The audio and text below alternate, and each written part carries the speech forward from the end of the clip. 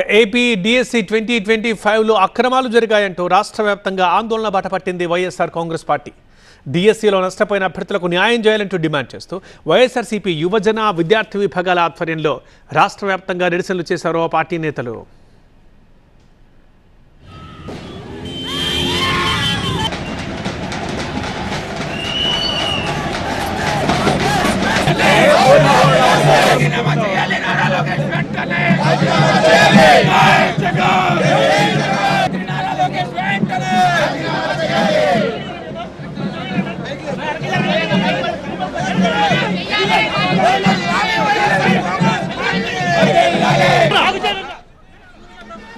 DSC వ్యవహారంపై CBI విచారణ జరిపించడంతో పాటు విద్యాశాఖ మంత్రి నారా లోకేష్ రాజీనామా చేయాలని డిమాండ్ చేశారు వైసీపీ నేతలు.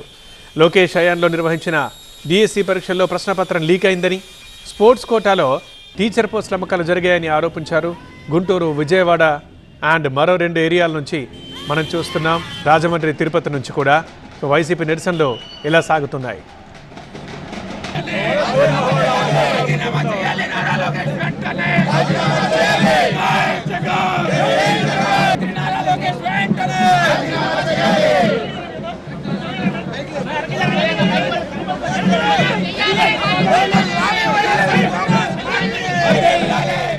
వైసీపీ ఆధ్వర్యంలో తిరుపతిలో జరిగిన ఆందోళనలో మాజీ మంత్రి రోజా పాల్గొన్నారు. విజయవాడలో జరిగిన నిరసనలో మాజీ మంత్రి వెల్లంపల్లితో పాటు పార్టీ నేతలు మల్లాది విష్ణు, అవినాష్, నేతలు, కార్యకర్తలు పాల్గొన్నారు.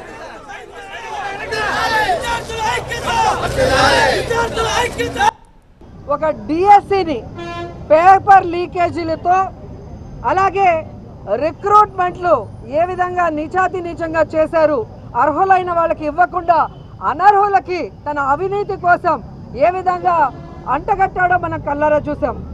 మొన్న మీరు చూశారు, ఢిల్లీలో నీట్ ఎగ్జామ్ పేపర్ లీక్ అయినందుకు జంజీస్ ఉద్యమానికి కేంద్ర విద్యాశాఖ మంత్రి ధర్మాన్ ప్రధాన్ గారు రాజీనామా చేయటం. మరి ఇక్కడ రాష్ట్రంలో డిఎస్సి పేపర్ లీక్ అయింది.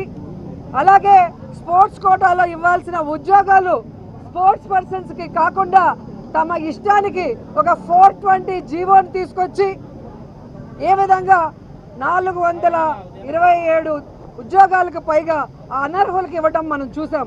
మరి అలాంటి విద్యాశాఖ మంత్రి నారా లోకేష్ రాజీనామా చేయాలని ఈరోజు రాష్ట్రం అంతా కూడా విద్యార్థులు, నిరుద్యోగులు డిఎస్సిలో ఎవరైతే అన్యాయం అయ్యారో అందరూ రోడ్ల మీదకి వచ్చి డిమాండ్ చేస్తున్నారని కూడా ఈ సందర్భంగా తెలియజేసుకుంటున్నా. నారా లోకేష్ని రాజీనామా చేసే వరకు కూడా యువత ఎక్కడ కూడా నిద్రపోయే పరిస్థితి లేదు. నీట్లో జరిగిన అక్రమాలకి నైతిక బాధ్యత వహిస్తూ ఏదైతే కేంద్ర మంత్రి రాజీనామా చేశాడో, ఈరోజు కోర్టు కూడా రాష్ట్ర ప్రభుత్వాన్ని విచారించమని చెప్పని ఆదేశాలు జారీ చేసింది. అంటే ఇందులో తప్పు జరిగినట్టే కదా. తప్పు జరిగినప్పుడు ఆ విద్యాశాఖ మంత్రి రాజీనామా చేయాలా, చేయక్కలేదా? అంటే ముఖ్యమంత్రి కొడుకైతే ఒక న్యాయం, వేరే వాళ్ళకైతే ఒక న్యాయం అనేది పద్ధతి కాదు. అదేవిధంగా నారా లోకేష్ మాట్లాడితే సవాలు విసురుతున్నాడు. నారా లోకేష్ని సిగ్గు శరవేమని ఉందా? సిగ్గు శరవేమని ఉందా?